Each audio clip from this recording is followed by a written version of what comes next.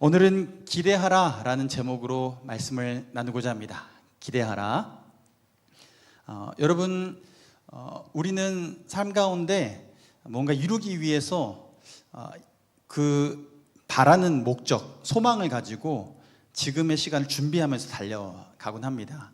고등학교 때 시절 고1, 2, 3을 지내면서 우리는 대학교를 가거나 취업을 하거나 여러 가지 모양으로 다음 스텝을 위해서 준비합니다. 여러분, 우리가 준비하면서 달려갈 때 기대하는 마음으로 가요. 여러분, 대학교 가면 대학생활 기대감이 있으셨나요? 어떤 기대감이 있었나요? 저는 대학교 가면 대학에 낭만이 있겠다. 여자친구도 사귈 수 있고 누군가 놀 수 있고 MT도 가고 즐겁게 놀 수 있겠구나 라는 생각을 했습니다. 기대감 가지고 가요. 여러분, 기대감 가지고 대학에 갔을 때 그 기대감을 잘 충족하셨나요? 여러 가지 모양으로 충족할 사람들이 있을 텐데 어떤 분은 동아리 들어가서 그 기대감을 충족시키고 바라는 것들을 얻습니다. 저는 동아리들을 여러 개 이제 들어봤는데 전 풍물패도 들어가서 북치고 장구치고 꽹과리치고 하는 그런 곳도 들어가 봤고, 기타 치는 소모임 들어가서 기타도 배워보고, 그리고 노래하는 소모임 들어가서 노래하는 것도 배우는 시간도 가져보고, 책 읽는 소모임 들어가 책 읽는 시간도 가져보고, 여러 가지 다 했어요. 그 중에 한 가지 1학년 때 안 간 데가 있는데 기독교 동아리는 안 갔습니다. 내가 고등학교 때 열심히 교회 다녔는데 굳이 대학교까지 가서 기독교 동아리 갈 필요 있을까 싶어서 안 갔던 시절이 있었어요. 그런데 그런 시간들을 보내면서 내가 기대했던 것들을 얻으려고 열심히 노력을 하고 무엇인가 충족시키려고 바라죠. 우리는 그 무엇인가 바라는 그 소원을 하나씩 이루어가기 위해서 시간을 보냅니다. 이 자리에도 그 기대감 가지고 그 시간들을 바라는 것들을 얻기 위해서 준비하고 가시는 분 있을 거예요. 우리가 그렇게 가는데요, 그 기대감을 가지고 갔을 때 그것을 충족시키는 순간과 그렇지 못한 순간, 충족시키면 기쁘겠지만 그렇지 않으면 마음에 불만족이 찾아올 수 있죠. 여러분이 지금 이 시간을 보내면서 앞으로 내가 더 나은 삶을 위해서 바라는 그 소원, 그것을 이루면서, 그것을 기대한 것들 이루면서 더 나은 삶을 살아가기를 축원합니다. 그런데 늘 그렇지는 않죠. 저는 미국에 유학을 갔을 때 가족끼리 보내는 시간을 가질 수 있었어요. 특별히 가족 여행을 갈 수 있는 시간이 있었는데, 미국에서 가장 처음 여행 가고 싶었던 곳이 어디였냐면 그랜드 캐년. 거기 가면 정말 아름답다라고 생각을 해서 가족들과 함께 날짜를 잡고 여행을 떠나려고 해요. 여러분, 여행 가서 그 곳에 가면 무엇을 기대합니까? 내가 전에 보지 못했던 그 경치를 보고 그 경치를 보면서 내가 기대했던 것들, 마음의 충족감을 누릴 수 있는 거죠.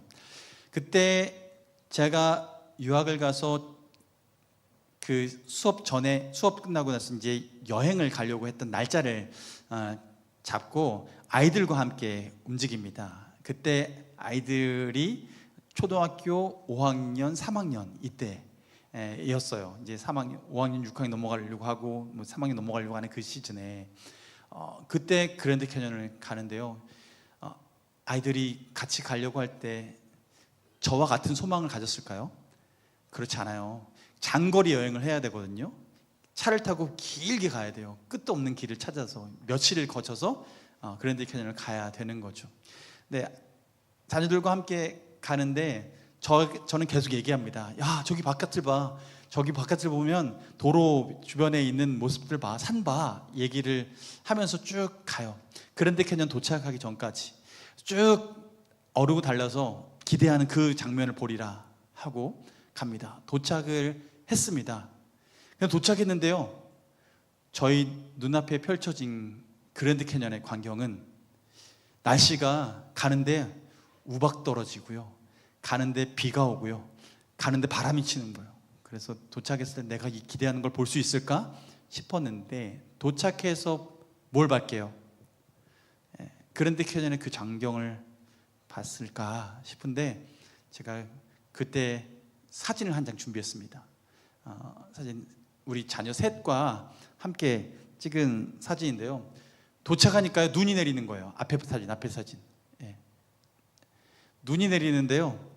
앞에 새하얗게 구름이 끼었는데 보이질 않아요. 주변 광경에 뭐가 있는지 몰라요. 그냥 앞에 바위만 보일 뿐이에요. 저 뒤가 아무것도 안 보여요. 그러니까 자녀들이 뭐라고 하는지 아세요? 아빠 여기 왜 왔어? 그러는 거예요. 며칠 걸려서 갔는데 나가기 싫다고. 그랜드 캐년 가면 뷰포인트가 몇 군데 있거든요. 쭉 돌아가면서 봐야 되는데, 근데 계속 저쪽에서는 비구름이 오고 눈구름이 와서 야 오늘은 못 보겠구나, 첫 여행인데 망쳤구나 라고 생각을 했어요. 근데 하늘을 보는데요, 저렇게 하얀 구름이 있고 앞은 아무것도 안 보이는데, 가다가 운전하고 가는데 구름이 이쪽으로 흘러가는 거예요. 그래서 마음에 저쪽 반대편은 좀 맑지 않을까 싶어서 구름 가는 반대 방향으로 차 운전대를 옮겨서 막 달려갔어요. 그랬더니요, 그 중간에 아까 처음에 보였던 사진처럼 그랜드 캐년의 구름이 싹 거친 그 광경이 보이는 거예요. 와, 이때 기대했던 것들이 보이는 거죠. 근데 저 장면은요, 제가 혼자 가다가 차에 딱 서서 저희 구름 거친 걸 보고 아이들도 나와도 되나 싶어서 먼저 나가서 이제 보고 찍은 거예요. 그래서 아이들에게 야 나와, 저기 정말 광경 좋아 라고 불렀는데 아이들은 차 안에서 뭐라고 그랬을까요? 아빠 혼자 봐. 그래요. 혼자 뭐라고, 바깥에 뭐 볼 게 있냐고, 아까 그렇게 하얗게 구름 꼈는데. 그래서 어르고 달려서 그 다음 장면 보시면 더 맑은 곳을 찾아서 가서 온 가족이 함께 사진을 찍었습니다. 뒤에 그랜드 캐년이요, 구름에 가렸던 그 곳이 다 보이는 거예요. 예, 우리 자녀들의 모습도 있습니다. 예, 죄송합니다. 근데 여러분, 무엇인가 기대하고 움직인다라는 것은요, 그것을 보고 그것을 내가 봤을 때 기대감이라는 건 내가 충족할 수도 있고 충족하지 않을 수도 있어요. 그러나 우리가 어디를 움직이고 가고 어디에 소속되고 그 시간을 보내면서 준비하면서 그 타임, 그 장소에 갔을 땐 그 장소에서 누릴 수 있는 것, 누구를 만나서 누릴 수 있는 것, 어디 위치에 올라가서 깨달을 수 있는 것, 우리가 그 기대치에 올라섰을 때에 우리가 누릴 수 있는 것들이 있어요. 저는 오늘 무슨 얘기를 하고 싶은 거냐면, 여러분 이번 주 금, 토 그리고 주일 이어서 우리는 여름 수련회를 갔습니다. 저는 이번 수련회 가운데 기대감을 가졌으면 좋겠습니다. 여러분 무엇을 기대하고 시간을 보냅니까? 여러분 사인업해서 같이 가려고 지금 여러분 준비하셨고 지금 24명 정도가 함께 하기로 결단을 했습니다. 그런데 이때 우리가 수련회를 함께 하려고 할 때 여러분 어떤 기대감을 가지고 그 시간을 보내려고 하세요? 무엇을 바라면서 그 자리에 있기를 원하십니까? 저는 여행을 가면 그 광경을 보기를 기대하고 갔어요. 그런데 그 기대했던 바를 보지 못하면 자녀들처럼 실망하겠죠. 아빠 혼자 보러 나가, 아무리 좋은 광경이 있어도 별로라고 생각을 할 거예요. 그런데 여러분, 저는 그 자연 광경이, 그 그랜드 캐년이 그곳에 수천 년 같이 있었습니다. 그 자리에 그대로 있었어요. 그 얘기는 뭐냐면 그곳에 가면, 기대하고 가면 볼 수 있는 게 있어요. 그런데 우리에게도 매년 찾아오는 여름 사역일 수도 있고 여름 수련회일 수도 있습니다. 그런데 우리 안에 무슨 기대감을 가지고 이번에 가길 원하는가? 여러분 오늘 본문 말씀 보면 예수님께서 승천하시기 전에 제자들에게 한 이야기예요. 무슨 얘기를 합니까? 4절 말씀 보면 사도와 함께 모이사 그들에게 분부하여 이르시되 예루살렘을 떠나지 말고 뭐라고 해요? 내게서 들은 바 아버지께서 약속하신 것을 기다리라 라고 얘기하세요. 지금 예수님은 본인이 승천하시고 나서 제자들이 이 땅 가운데 내가, 하나님이 나를 이 땅에 보내신 것처럼 나도 이제 너희를 보내노라 라고 얘기하시면서 보낼 때에 이들이 그냥 가는 것은 마치 일대 가운데 양들을 보내는 것 같이 마음이 조마조마하고 정말 힘든 그런 상황이고 걱정되는 상황인데, 그러나 그들을 보낼 때 그곳에서 잘 살아내기 위해서 그들에게 필요한 것이 있었는데 양들에게 뿔을 주지 않으시고 주님의 양들에게 성령을 보내주기로 약속하신 거예요. 이 땅을 살아가는 데 있어서 중요한 키는 바로 내게 어떤 스펙을 쌓아서 살아가는 삶이 아니라 주님과 동행하는 삶, 성령이 충만하여서 성령으로 말미암아 살아가는 삶, 이것이 중요하다는 거죠. 그래서 주님은 그리스도인 된 제자들에게 그 삶을 온전히 살아내기 위해서 제자로서의 삶을 살아내는 방법, 성령 받아 살아가라고 얘기하는 거예요. 그래서 지금 약속하신 것을 기다리라 얘기했을 때 5절에 얘기하죠. 그 약속한 게 뭐예요? 요한은 물로 세례를 베풀었으나 너희는 몇 날이 몇 대요? 뭐라고요? 성령으로 세례를 받으리라. 성령으로 세례를 받으리라. 성령으로 충만함을 받으리라. 성령에 사로잡히리라 라고 얘기하시는 거예요. 지금 그걸 기대하고 기다리라 라고 얘기하고 있는 거죠. 저는 여러분 이번 월요일부터 화, 수, 목, 금 갈 때 적어도 여러분 안에 적어도 이번에 함께하기로 마음을 결단한 분들이라면 기대하는 마음으로 가길 원합니다. 그 기대하는 마음을 정립해 가길 원해요. 어떻게 정립할 수 있을까요? 지금 이 제자들은 예수님께서 이 얘기를 한 후에 승천하시거든요. 예수님께서 이 말씀하시고 승천하시고 나서 예수님은 눈앞에 안 보여요. 그런데 제자들은 무엇을 붙들고 사냐면 예수님께서 약속하신 이 약속을 붙들고 살아가요. 그 약속을 붙들고 기대하는 거예요. 언제 오실까? 언제 보내준다는 그 보내주는 게 언제 도착할까? 여러분, 우리는 이 시대를 살아가면서 어떤 팡이나 마켓이나 이런 데서 온라인으로 주문하면 내일 당장 오기를 바라잖아요. 주문 걸고 나면 여러분 주문 언제 도착하나 보지 않습니까? 여러분 배달 민족 시켜서 음식을 시키면 주문하고 나면 언제 오나, 라이더가 어디에 있나 그 폰 보고 있지 않아요? 기대해요. 왜요? 주문했으니까 오길 바라니까 내가 그걸 보고 그걸 만지고 직접 먹고 하는 그런 시간을 통해서 내게 참 만족이 있으니까 기다리잖아요. 그 시간들도 우리는 애타게 기다리는데 우리는 적어도 이번 수련회 가는데 이 기다림이 동일하게 있어야 하지 않을까라는 거예요. 제자들은요, 이 약속을 받고 그리고 나서 너희들 약속한 것 너희들에게 보내줄 때까지 기다려 라고 말하면서 이들에게 이 기다리라는 명령을 하셨을 때 제자들은 어떻게 반응을 했을까요? 제자들의 반응은요, 사도행전 1장 그 다음 보면 12절로 14절 말씀에 이렇게 말씀하세요. 12절 말씀 보면 제자들이 감람원이라 하는 산으로부터 예루살렘에서 돌아오는데요, 이 산은 예루살렘에서 가까워서 안식일에 가기 알맞은 길이다 라고 말하면서 돌아온 후에 예수님과 교제하고 승천한 걸 보고 돌아와서 13절 말씀 보세요. 들어가 그들이 유하는 다락방으로 올라가니 라고 말해요. 이것이 우리가 흔히 말하는 마가의 다락방이죠. 마가의 다락방에 이제 사람들이 모이기 시작하는 거예요. 약속하신 그 후에 그럼 언제 그 약속한 것을 받을 수 있을까?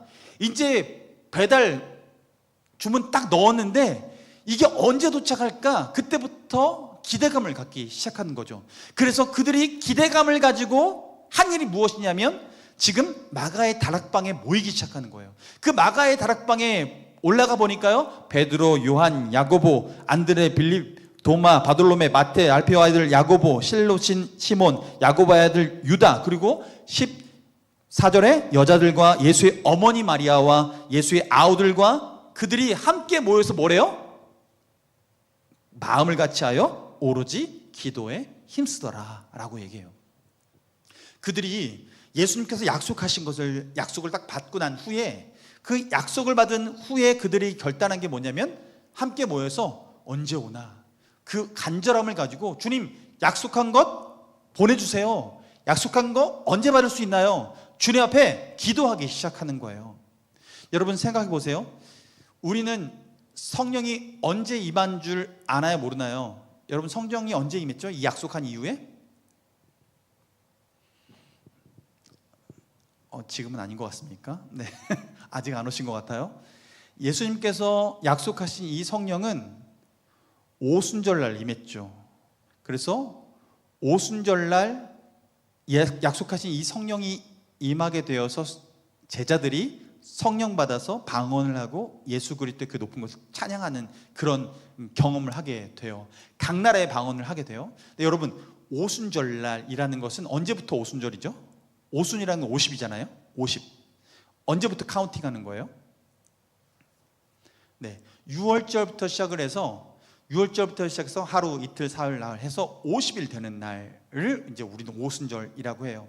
그런데 예수님께서 죽으신 날이 언제예요? 요일로 따지면 금, 토, 주일에서 안식일 전날이죠.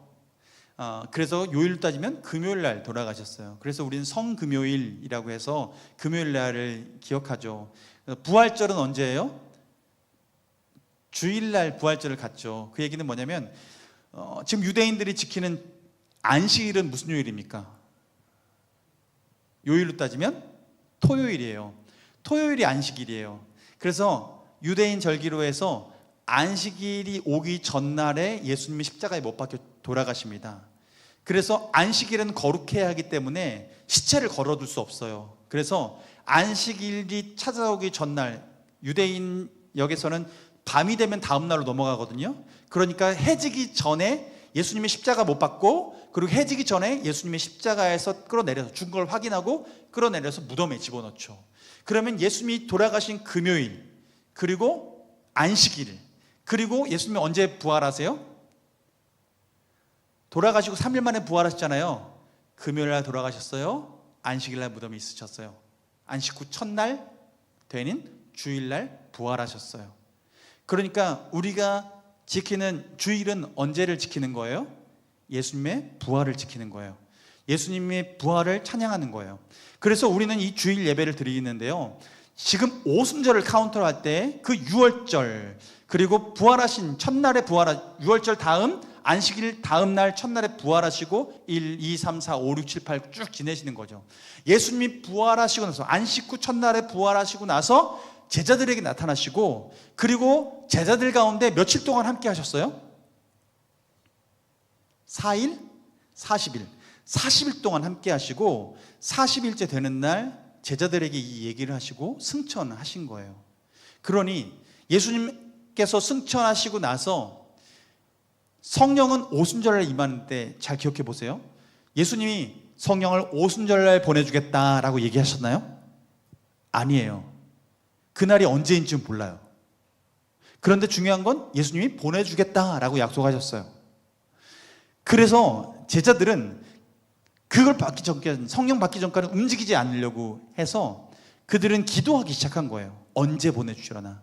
언제 보내주시려나? 그날을 기대하면서 하루하루를 보낸 거예요. 그런데 오늘일까 해서 40일째 되는 날 기도하고, 모여서 기도하고, 그날 됐는데 기도했는데 아무 일이 벌어지지 않았어요. 그 다음 날이 되었어요. 42일째 되는 날. 그들을 모여서 함께 똑같이 이렇게 모여서 기도하고 있어요. 그런데 그날 또 안 보내주셨어요. 그런데 약속하셨으니까 약속을 믿고 또 기도하겠죠. 그 다음 날이 되었어요. 44번, 세 번째 날.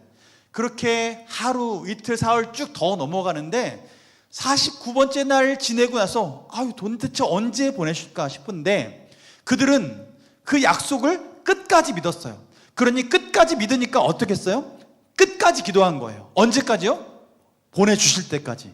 그러니 50일째 되는 날, 오순절날 기도하는데요, 그 기도 가운데 약속하신 성령이 임한 거예요. 간절히 기도하는데 약속을 믿고 기도하고 기대감을 가지고 기도했더니 그 날이 되어서 성령을 보내주신 거예요. 여러분, 우리가 이 땅 가운데 그리스도인으로서 하나님의 자녀로서 살아내고자 하는 그런 마음의 열망이 있을 때 우리는 예수님이 오늘 말씀하신 것처럼 성령 받기 전까지는 이 도시를 떠나지 말아라. 이 땅에서 너에게 가장 중요한 스펙이 있는데 그것은 어디 가서 박사학위 받는 것, 돈을 얼마나 더 벌어서 내가 그리스도인이다라고 말할 수 있는 삶이 아니라 성령을 받아야 너희가 참된 그리스도인으로 살 수 있다라는 이야기를 하고 계시는 거예요. 그러니 그 자격을 얻기 위해서 이들은 기대하면서 기도하기 시작한 거죠. 그 기도 가운데, 그 간절함 가운데에 오순절이 되었을 그날에 비로소 성령을 받고 그들의 삶이 뒤집어지고 바뀌기 시작하게 된 거예요. 여러분, 저는 오늘 다시 한번 얘기 드리는 것은 우리 안에 그 기대감이 있냐는 거예요. 우리가 매 주일마다 예배하고 하는데 적어도 이 주일 예배 오는 시간도 이 기대감을 가지고 오길 바라고요. 우리가 이번 수련회를 맞이하는 그때도 그 기대감을 가지고 이번 수련회를 맞이했으면 좋겠습니다. 그 기대감을 무엇으로 표현할 수 있을까요? 기도로 표현하는 거죠. 여러분, 이 마음이요, 저는 구약에서 누구를 통해서 좀 보게 되냐면 라합을 통해서 봐요. 라합은 당시 여호수아 2장 말씀 보면 기생 라합이라고 해서 한 마을에서 몸을 파는 여인이었습니다. 그런데 이 여인에게 특별한 일이 벌어졌어요. 여호수아가 이스라엘 백성을 광야 생활을 다 마치고 모세가 죽은 후에 이제 여호수아가 리더가 돼서 이제 가나안 땅을 들어오게 되는데, 가나안 땅 첫 번째 점령하려는 성이 여리고성이에요. 근데 그 여리고성에 살고 있던 여인이 라합이에요. 그 여리고성을 점령하기 전에 정탐꾼을 먼저 보냅니다. 그래서 그 정탐꾼을 보내서 정말 지금 그 성 안의 상황이 어떠한지를 살펴보게 해요. 그래서 그 정탐꾼을 보냈는데 문제는 정탐꾼이 들어온 게 들켰어요. 그래서 이 정보가 왕에게 알려졌고 정탐꾼을 찾으려고 사람을 보냅니다. 근데 이들이 묵었던 곳이 어디냐면 라합의 집이에요. 라합의 집은 그 당시에 많은 사람들이, 남자라면 그때 당시에 문화 가운데서 거길 지나쳐갈 수 있는 곳이었고, 당시에 그곳은 여관처럼 쓰이던 곳이에요. 그러니 누가 와도 괜찮을 그곳에 소문이 난 거죠. 낯선 사람들이 왔는데 우리나라 말을 잘 편하게 하지 않고 행색도 보니 좀 추리하고 광야에서 오랫동안 지낸 티가 나고 얼굴은 더 거무잡잡하고 이게 눈에 띄는 거예요. 그러니 이 소식이 왕에게 전해졌고 지금 왕이 그들을 잡으려고 사람을 보내요. 이때 라합이 어떻게 반응해요? 이 두 정탐꾼을 지붕 위에 덤불에 숨겨줍니다. 숨겨주고 그를 찾아온 사람들에게 먼저 나갔다고, 나갔으니 뒤쫓아가서 찾아보라고 얘기하는 거예요. 그렇게 쫓아가서 뒤돌려 보낸 후에 그 숨겨준 두 정탐꾼에게 부탁을 합니다. 어떤 부탁을 하냐면 우리 가정을 구원해 달라고. 당신들의 소식을 이미 들었는데 광야에서 하나님께서 출애굽시키고 홍해를 가르시고 그리고 광야에서 물을 내시고 만나와 메추라기를 먹이시고 한 소식이 지금 여리고 성 안에 있는 사람들에게 다 퍼져서 벌벌 떨고 있다고. 지금 그런 상황 가운데 내가 구원받기 원한다고 하면서 나와 나의 가족을 살려달라라고 이렇게 요청했는데, 이때 정탐꾼들이 그 요청을 받아들입니다. 왜냐하면 그들을 살려줬으니까. 그래서 여호수아 2장 18절 말씀을 보면 이렇게 얘기해요. 우리가 이 땅에 들어올 때에 우리가 달아내린 창문에 이 붉은 줄을 매고 네 부모와 형제와 내 아버지의 가족을 내 집에 모으라 라고 얘기를 해요. 약속하는 거죠. 우리가 다시 돌아올 텐데, 군대를 이끌고 올 텐데 너희가 이 가족에, 다른 집들은 다 그대로 있지만 붉은 줄을 내밀은 이 집은 우리가 왔을 때 구원해 주겠다, 사인으로 보겠다, 거기는 함부로 대하지 않겠다, 그러니 붉은 줄을 내밀어라 라고 약속해 준 거예요. 그렇게 약속하고 그 다음에 그 집안으로의 가족들을 다 모아놓으라는 거죠. 다른 집에 가 있으면 살까요, 죽을까요? 죽어요. 그러니 그 붉은 줄을 내민 그 집 안에 다 들어와 있어야 되는 거예요. 그렇게 약속을 하고 그 두 정탐꾼을 보냅니다. 그 후에 이 약속을 받은 라합은 어떻게 반응할까요? 여호수아 2장 21절 말씀을 보면 라합이 이르되 너희의 말대로 할 것이라 하고 그들을 보내어 가게 하고 그 다음에 어떻게 해요? 붉은 줄을 창문에 매니라 자, 질문할게요. 여러분, 라합은 언제까지 붉은 줄을 내밀어 놓았을까요? 네? 네, 올 때까지.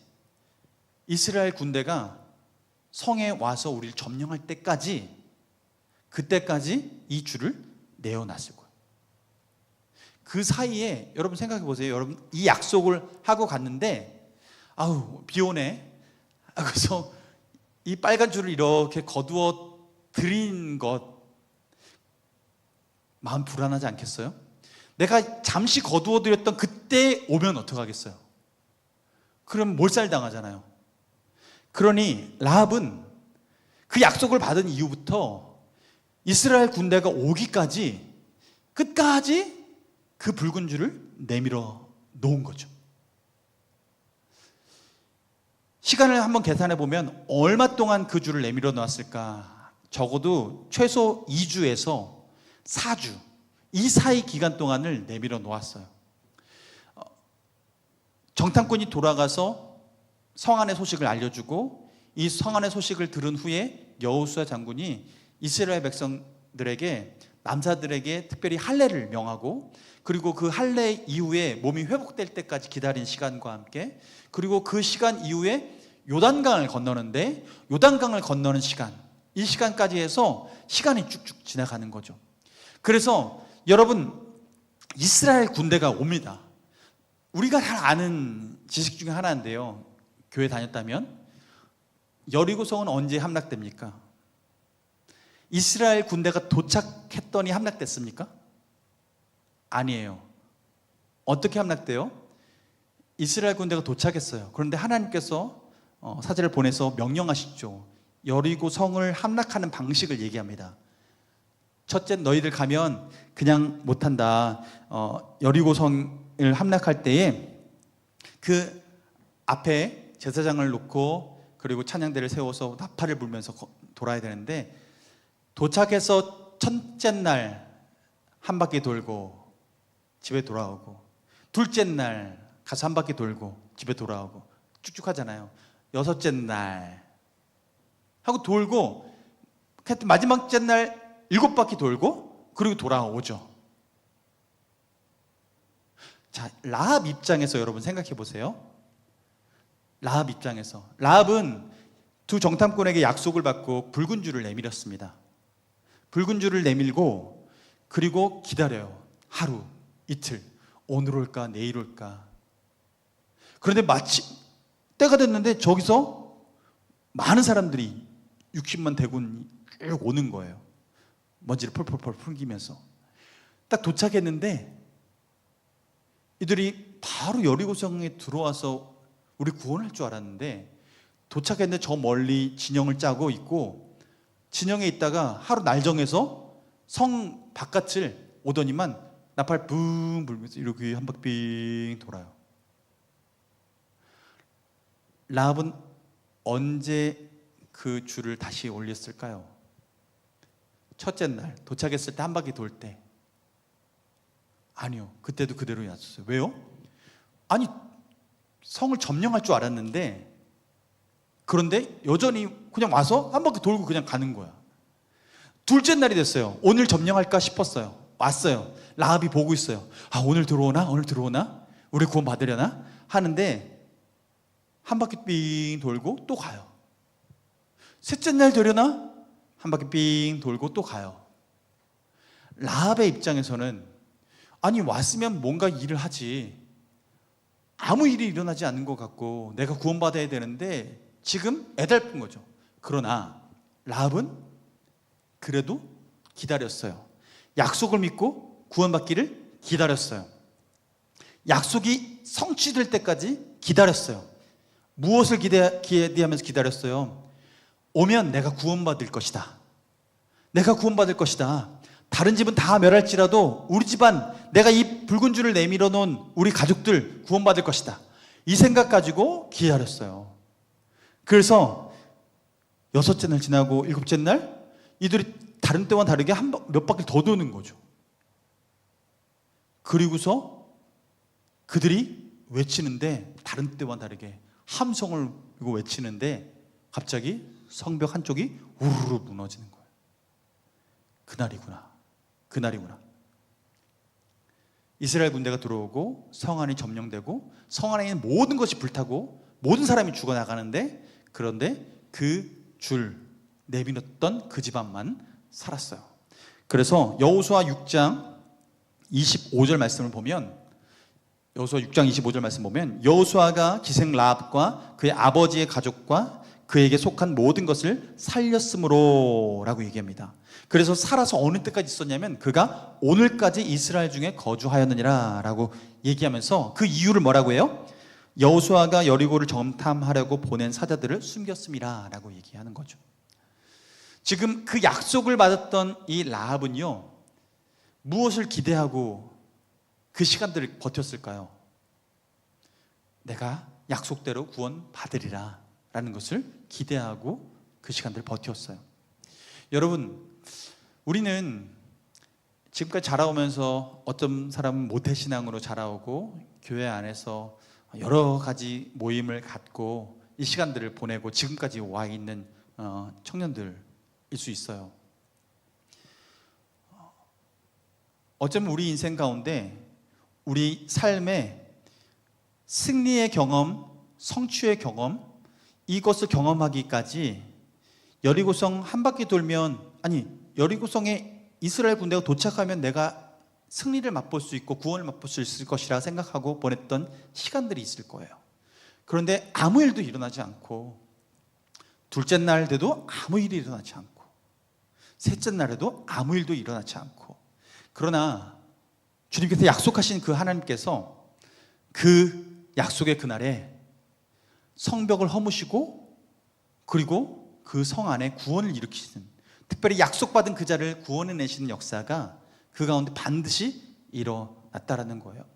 저는 우리가 여러 가지 신앙의 경험들을 했지만 우리 안에 어떤 기대감을 가지고 그 모임에 참여하고 있고 살아가고 있는가, 저는 이번 수련회에 여러분이 좀 기대감을 가졌으면 좋겠습니다.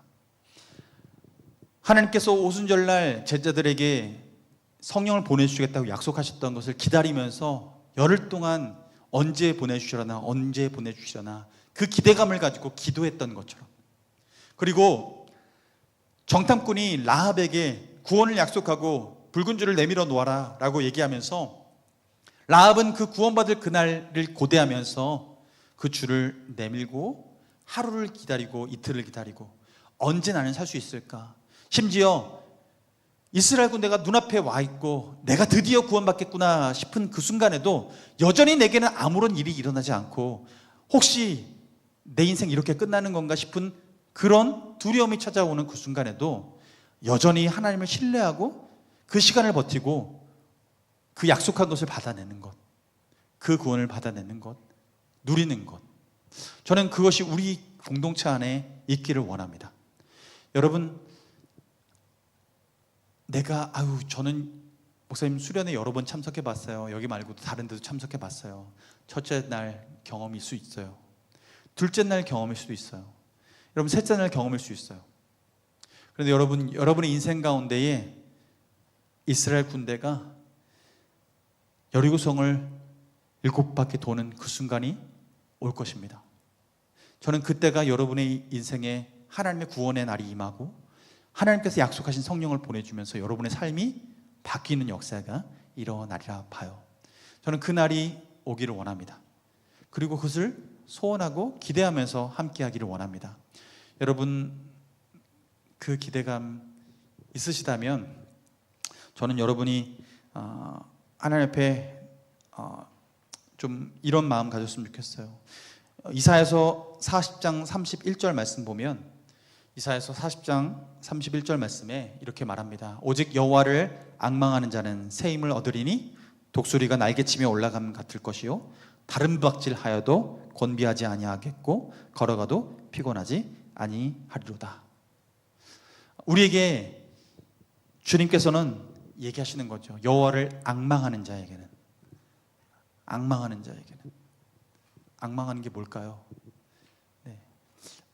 앙은요, 바라고 기대하는 걸 얘기해요. 망은 소망하는 걸 얘기해요.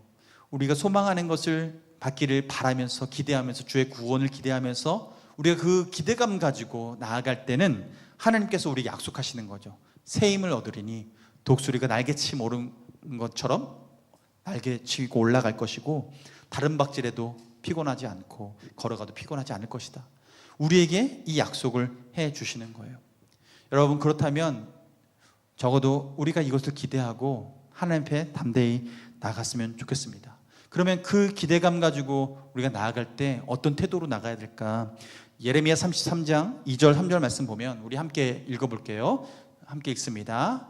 시작. 이를 행하시는 여호와, 그것을 만들며 성취하시는 여호와, 그의 이름을 여호와라 하는 이가 이와 같이 이루시도다. 너는 내게 부르짖으라. 내가 내게 응답하겠고 내가 알지 못하는 크고 은밀한 일을 내게 보이리라. 아멘. 여러분, 우리에게 이 소망을 가지고 신앙생활을 하기를 원합니다. 기대감이 없으면 없는 것도 없어요. 그냥 뭔가 떨어지겠지 하고 뭔가 찾아갈 땐 그곳에 아무 일도 일어나지 않습니다. 그러나 하나님께서는 그 기대하는 자에게 역사하십니다. 그래서 예수님께서 다른 제자들에게 세례 요한이 살아있을 때 세례 요한을 향해서 사람들이 많이 세례받으러 가는 것을 보는데요, 세례 요한이 어디서 사역을 했냐면 광야에서 사역을 했어요. 예수님도 그래서 세례 요한에게 가서 그 광야에서 요단강 물로 세례를 받으셨죠. 많은 사람들이 그 세례 요한을 쫓아서 사람들이 없었던 그 광야에 그곳을 가는 거예요. 그런데 예수님이 묻습니다.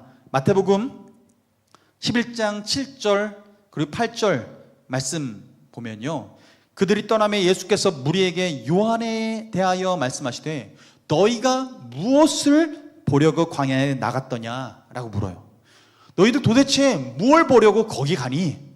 어떤 것을 기대하고 있니? 라고 묻는 거죠. 너희들이 거기 가서 그냥 바람이 나는 흔들리는 갈대 보려고 가는 거니? 거기 갈대 많은데, 광야에 덤불들 많은데 혹시 그거 보러 가는 거니?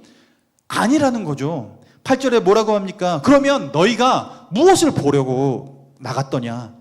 거기서 황실에서 입는 그 옷, 아주 말끔하게 차려입은 옷 입은 사람들, 화려한 사람들 보러 갔느냐? 부드러운 입은 사람들 왕궁에 있지 않느냐라고 말하면서 거기서 바라는 것이 그게 맞냐라고 얘기하는 거예요. 올바른 것을 바라고 그것을 기대하고 가야 되는 것 아니냐.